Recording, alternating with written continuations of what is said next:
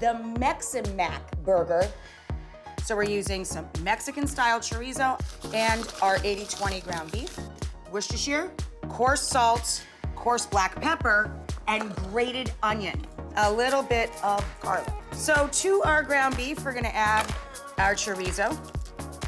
If you're mixing two different meats together or you're combining ingredients, you wanna get those evenly distributed, but you don't wanna overwork the meat itself. If we're making patties that we want to be nice and even when we're done, we make them a little thinner at the center than at the edges.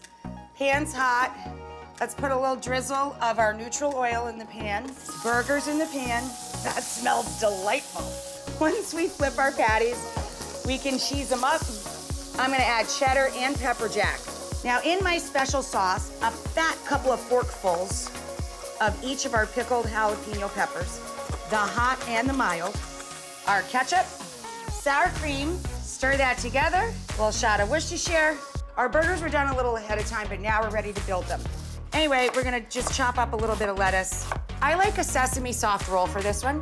Why not sauce on the bottom and the top of the bun? So a little chopped onion. There's the lettuce. And then our beautiful patties. Slide that right up on top.